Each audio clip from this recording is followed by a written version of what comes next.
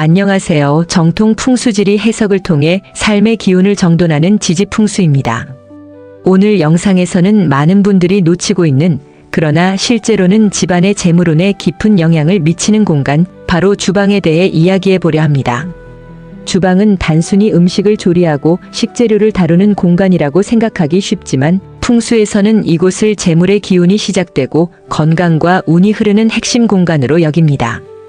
그런데 이 주방에 어떤 물건 하나만 바꿔도 재물의 흐름이 막히던 집에 복이 들어올 수 있다는 사실 알고 계셨나요? 혹시 지금 여러분의 주방에는 어떤 물건이 놓여 있나요?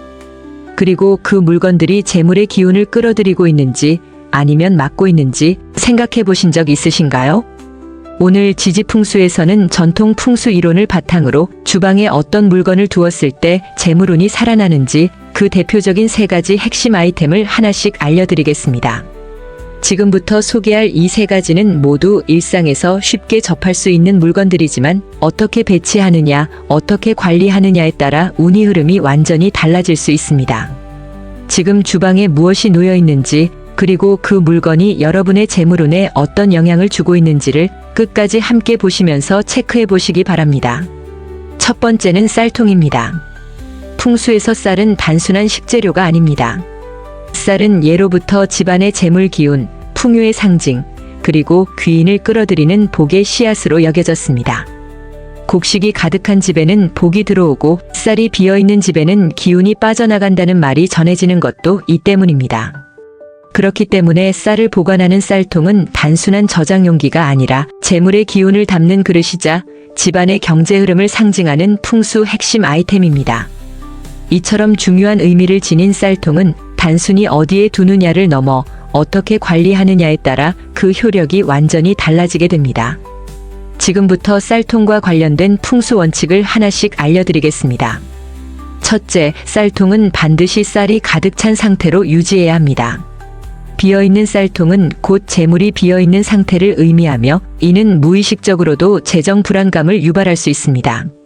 둘째, 쌀통의 재질은 가능하면 뚜껑이 있는 도자기나 나무 재질이 좋습니다.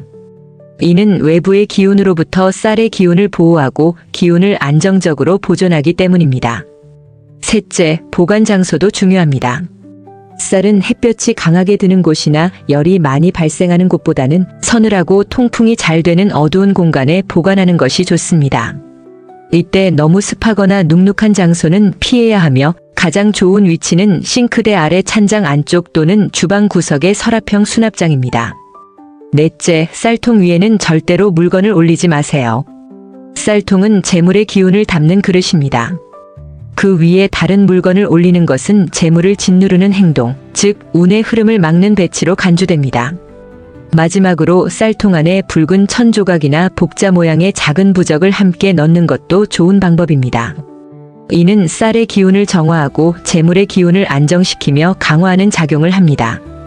쌀은 매일 우리 식탁에 오르는 기본이지만 그 자체로도 운의 흐름을 조정하는 중요한 에너지입니다. 쌀통 하나를 어떻게 관리하느냐에 따라 집안의 경제 흐름과 재물운이 달라질 수 있다는 점을 꼭 기억해 주세요. 두 번째는 붉은색 아이템입니다. 풍수에서 색상은 기운을 결정짓는 중요한 요소입니다. 특히 주방은 불의 기운, 즉 화기의 중심 공간으로 이 공간에 어떤 색이 들어오는지에 따라 기운의 강약과 재물의 흐름이 바뀝니다. 이때 붉은색은 주방에 가장 적합한 색 중 하나입니다. 붉은색은 불의 기운을 상징하는 대표색으로 주방에 이 붉은 기운이 더해지면 양의 기운이 상승하고 재물운이 활성화됩니다.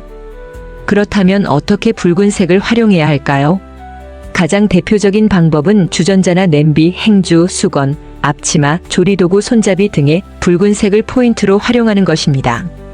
예를 들어 빨간 주전자는 불의 기운과 물의 기운이 만나는 조화를 의미하며 이는 곧 재물의 순환과 기운의 상승으로 연결됩니다. 붉은색 수건이나 행주는 단순한 색의 변화지만 탁한 기운을 정화하고 주방의 에너지를 활성화하는 효과가 있습니다.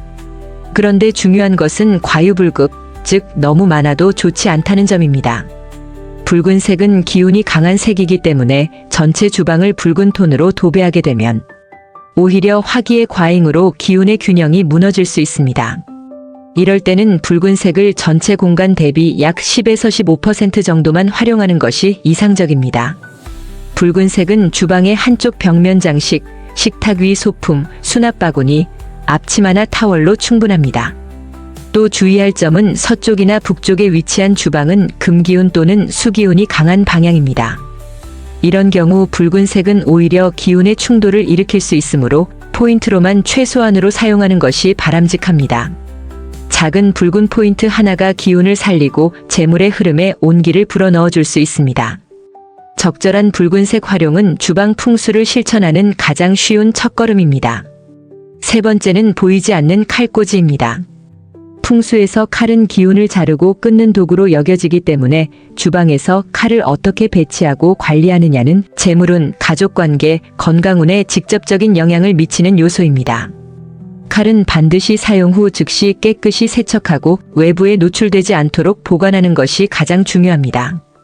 특히 많은 가정에서 사용하는 노출형 칼꽂이, 즉 조리대 위에 세워두는 칼꽂이는 기운을 직접적으로 끊고 재물운을 배는 구조로 간주되므로 풍수적으로는 바람직하지 않습니다. 이때 가장 좋은 해결 방법이 바로 보이지 않는 칼꽂이, 즉 서랍 안이나 문 안쪽에 숨겨진 칼 보관함입니다. 서랍 안에 들어가는 슬림한 칼꽂이나 수납장 문 안쪽에 부착하는 자석 칼꽂이를 활용하면 칼의 절단 기운이 외부로 퍼지지 않고 공간의 흐름을 안정적으로 유지할 수 있습니다. 그리고 반드시 지켜야 할 원칙이 있습니다. 칼날이 위를 향하지 않도록 보관하는 것입니다. 날이 위를 향하면 공간의 기운을 찌르고 집안 사람들 사이에 갈등이나 사고를 유발할 수 있다고 여겨집니다. 날이 아래로 향하게 하거나 수평으로 눕혀 보관하는 것, 이것이 풍수적으로 가장 안전한 배치입니다. 또한 녹슨 칼이나 오래된 칼, 이가 빠진 칼은 과감히 교체해야 합니다. 오래된 칼은 재물의 흐름을 막고 기운을 탁하게 하며 특히 이가 나간 칼은 가정 내 불화, 건강 문제까지 암시할 수 있습니다. 칼은 두려워해야 할 물건이 아니라 기운을 잘 다스리면 오히려 나쁜 기운을 잘라내는 정화의 도구가 될 수 있습니다. 보이지 않는 칼꽂이는 실용적이면서도 풍수의 지혜를 실천할 수 있는 매우 중요한 아이템입니다. 지금까지 쌀통, 붉은색 아이템, 그리고 보이지 않는 칼꽂이라는 세 가지 주방 풍수 아이템을 함께 살펴보았습니다. 이 세 가지는 우리가 일상 속에서 늘 마주하는 평범한 물건들이지만 그 배치 방식과 관리 습관에 따라 집안에 머무는 기운의 흐름, 특히 재물운의 방향과 강도를 바꿀 수 있는 아주 강력한 풍수 실천 도구입니다.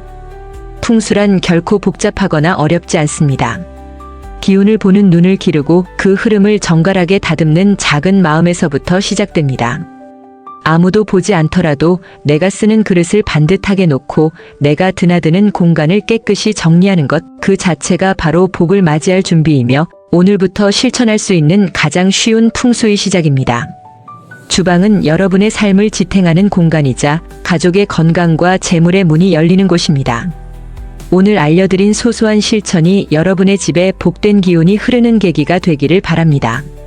오늘 영상이 도움이 되셨다면 지지풍수 채널의 구독과 좋아요, 그리고 알림 설정도 함께 부탁드립니다. 여러분의 작은 클릭 하나가 더 많은 사람들에게 좋은 기운과 복된 에너지를 전하는 힘이 됩니다. 정확하고 깊이 있는 풍수 해석으로 다음 영상에서 다시 인사드리겠습니다. 감사합니다. 지지풍수였습니다.